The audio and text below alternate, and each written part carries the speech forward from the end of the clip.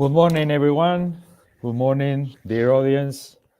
Welcome to another episode of Advantere Talks.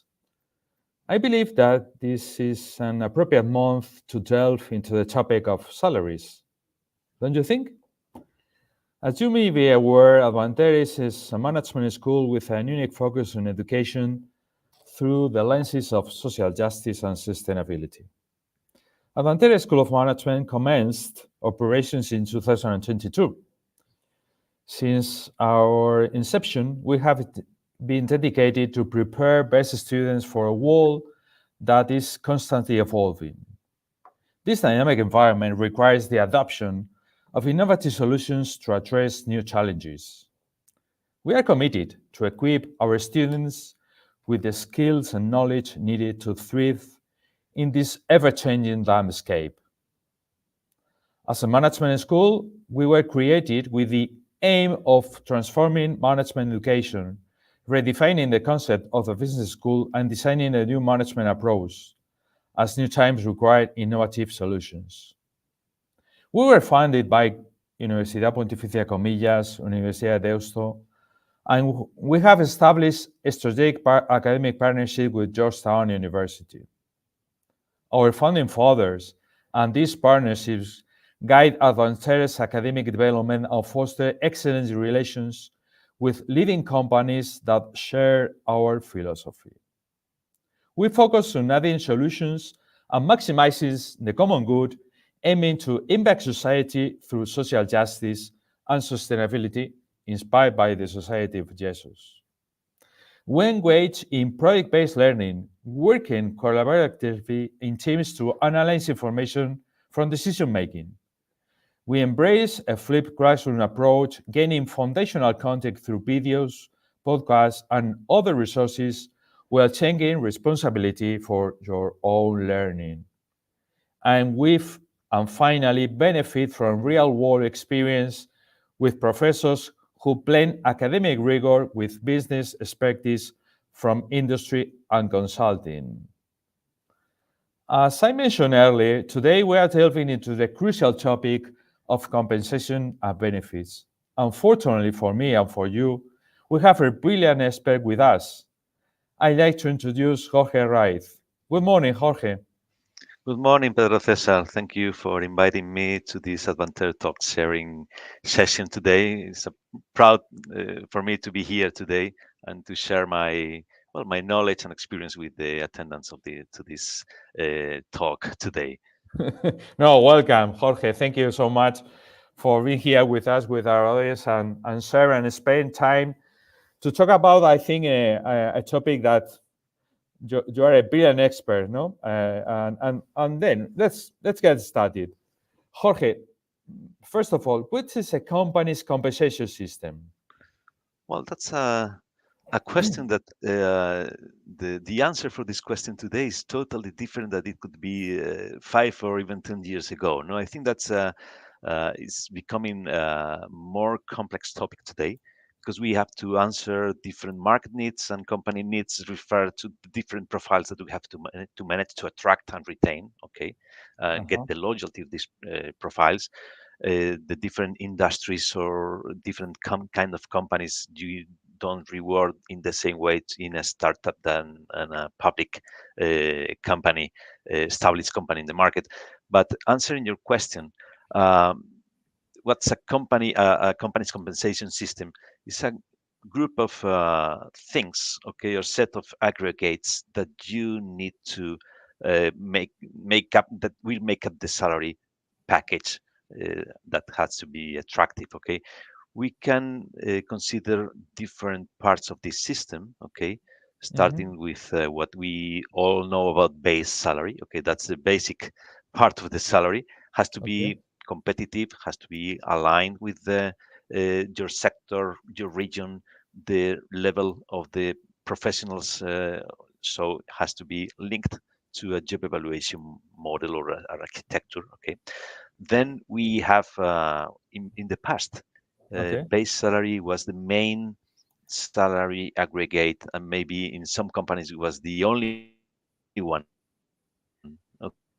Okay, but today we can talk about different different salary aggregates. Like obviously the base salary is what you do, the job that you are doing, okay, or you are working in. But there is a variable pay that is rewarding how much, or the success that you have in this job, okay, or the results in the job, okay. So we have variable pay, uh, short term, okay, that's more linked to bonus schemes, commissions for salespeoples, and there should be also some one-off payments, very common when the COVID pandemic process. Okay, I think that some companies decided to establish one-off payment for different groups of employees. Okay, but there is another aggregate. I've been talking about base salary, variable pay, short term. Okay, but there is another variable pay, which is the long-term one. Okay, the eligibility for this aggregate is well, gaining positions in Spain and also in Europe. Okay, it's very well established in the States and the UK. Okay, but now I see that especially for top management is the best way to link or to involve the top management or align the interests of these managers or directors with the shareholders' interests. So I think it's the most effective way to. I always say that it's important to get the loyalty of the employees, but with this long-term incentive systems is that you are retaining, really retaining this talent. Okay, this top management talent. Okay, so far, I've been talking about base salary, variable Okay. pay, long term, short term,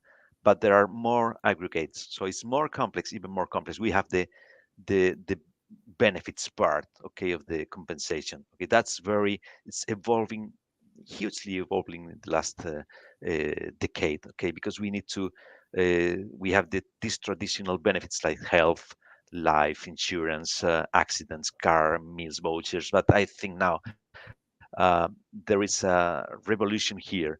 They've put in a flexible model, okay, in order to give the employee the right, or the power to decide how much of his compensation is going to be dedicated to benefits. And this has Mhm. a tax effect, a positive effect, okay. And there is also, you need to customize the benefits depending on the different generations that you have in the workplace today. Okay, so it's we have lots of today we have many boomers in the companies that maybe they will be looking for a short looking for the retirement or some health benefits. But you have also the new generations that they look for some other kind of benefits. Okay, like I don't know, there is a lot of imagination here. Okay, so that's important. And but that's not, you were asking me, Pedro Cesar, about the company's compensation system. We've been talking about this monetary part, we've Hmm. been talking about this benefits part, but we have not finished. Okay, we need to add an additional, more intangible part of the salary. Okay, what we talk about. Many people are talking about well-being today. Okay, the maybe flexibility in the time that you are working in the office. Home office, it's also another way of well-being. And well, extra holidays, there is a lot of imagination in companies. There are companies in Spain like I don't know, some very well-known banks. They have a range of 70 benefits, to Wow. give a range of benefits to make the employee the right to choose what do they want to use in these benefits, in a wide menu, of different benefits. But as you say, I've been talking about at the beginning of the question, no, of my answer, is that the complexity of a compensation system is becoming a strategic question. Okay, and it's Okay. becoming something that is each time more difficult to manage. And I suppose, Jorge, in a few years, your answer will be different from now on, no? Sure, sure, for sure. I'm totally sure. Yeah. Well, the second question is more precise, as in order to explore more content about the compensation system. Mhm. How is compensations determined? Okay, that's another thing that has become each time or each year more complex. Okay, because Okay. of different environmental circumstances or factors. Okay, but I would say or talk about three different things that I think are very important. First of all, the foundations. So, I mean, I will explain what I mean by foundations. Then the picture, and then the plan. Okay, and Mm, let me explain each one of these three things. Okay, when we talk about foundations, we talk about mainly about job architecture. Okay, you cannot mhm. define a salary policy without having a previous analysis about the the level of responsibility or the importance or the level of yeah the level about the jobs, the different jobs that you have in your company. Okay, Okay. the jobs are like boxes where you put people in these boxes. Mm, Okay, but first of all, you need to define these foundations that are the job architecture. Okay, there is has been a huge evolution in job architecture in the last 10 years, especially in the last 4 years, based on the different equality legislations that are arising in Europe. Okay, we know mhm. the Spanish equality. We need to develop and negotiate and register an equality plan that includes a salary audit that has to be based on equal value jobs. That Okay. equal value jobs concept means that you need to evaluate your jobs. And you need to evaluate them based on a solid methodology, analytical methodology. Okay. It's not pure maths, it's not pure science, but you need to define an analytical job evaluation process. Okay. So this is the foundation of your compensation model. Okay.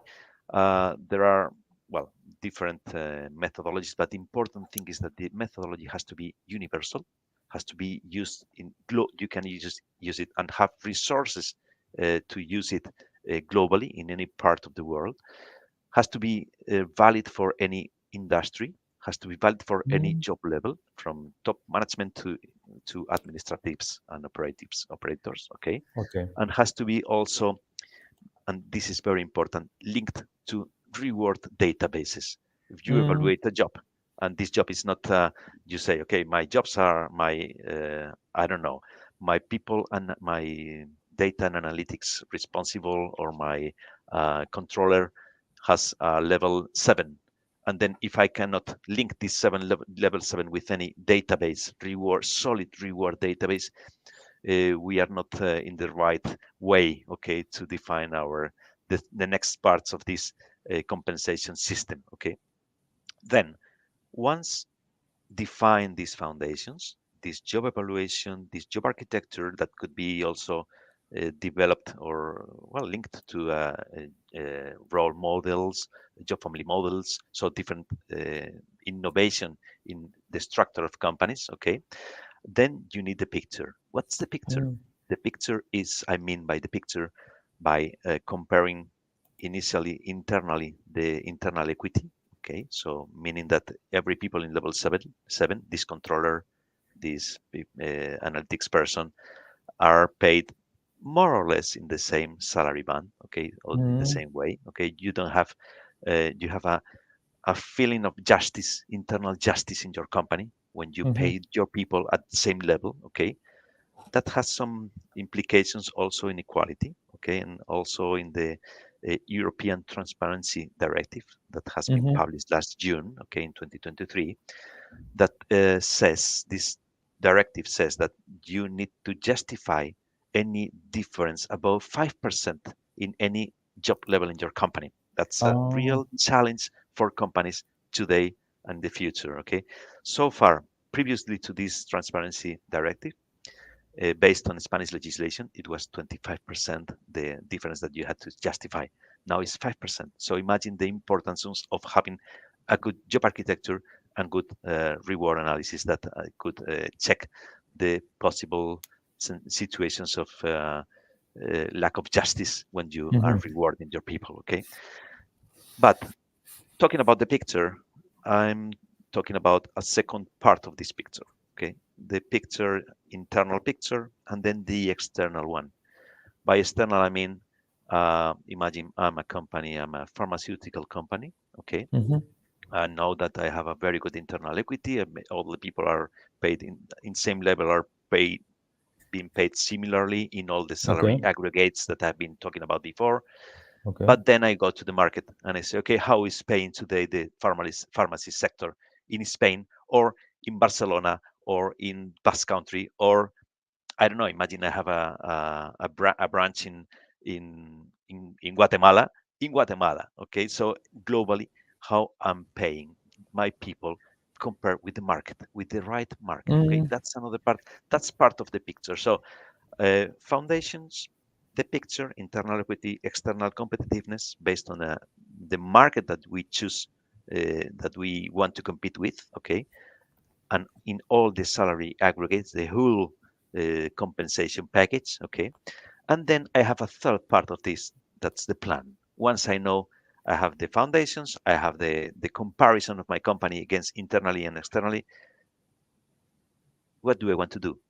I have to define the salary bands. I need to define how much variable pay compared with base salary I want to reward to my people. I want to define the range of benefits that will be the most appropriate for my people and the different mhm, generations that I have. Define also some long-term incentives strategy for my, uh, first of all, the eligibility that I want to uh, decide in my company, only directors or directors plus managers or the whole people in my company.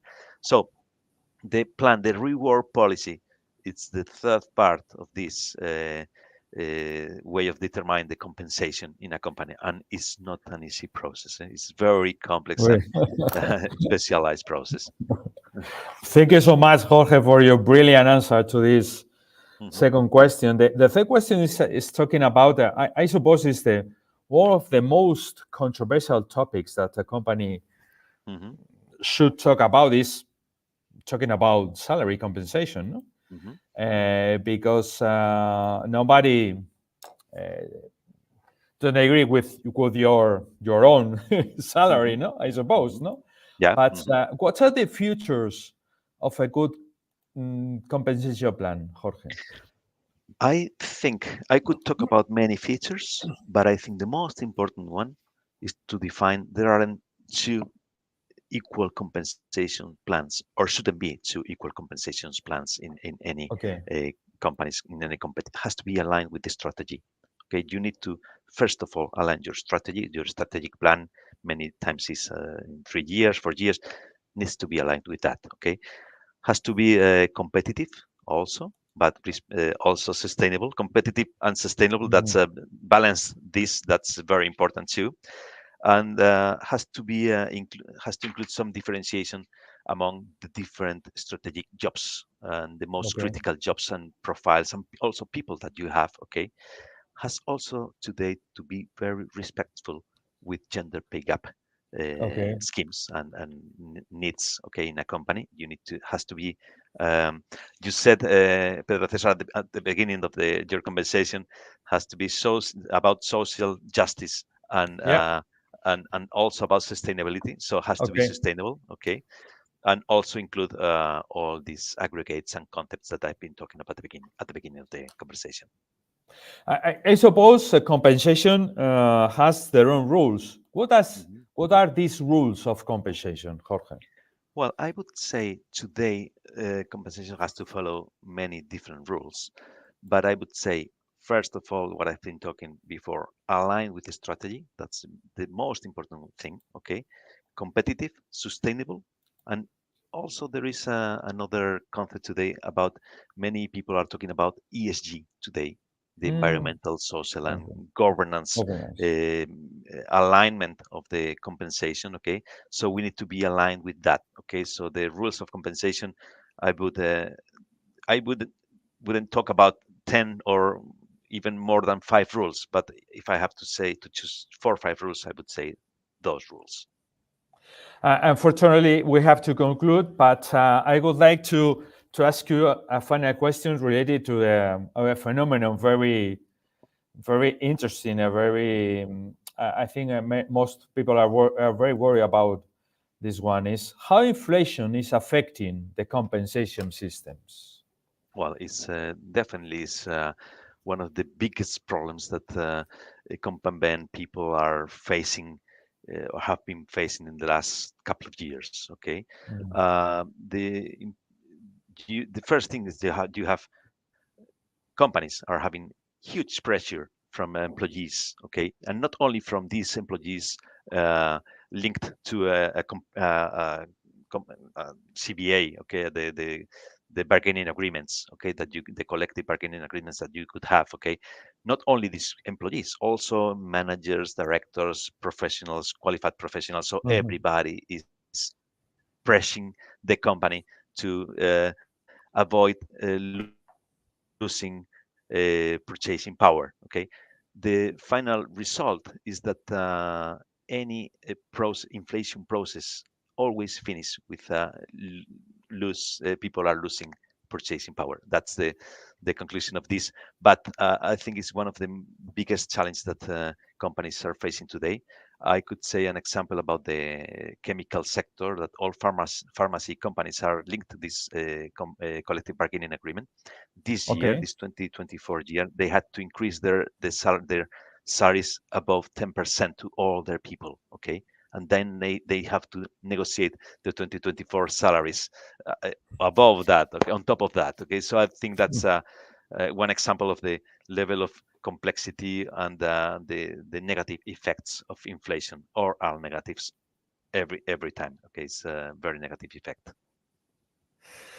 Well, thank you so much, Jorge, for being here for this masterclass, for this your brilliant insights on the compensation and benefits topic.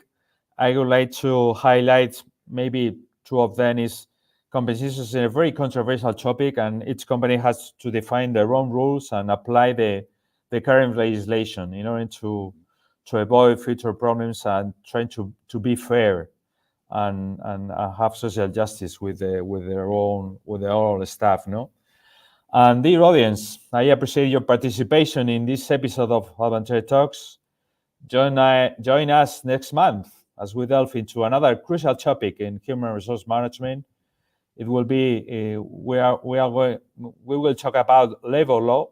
We'll discuss how companies should navigate interregulation of staff rights and duties.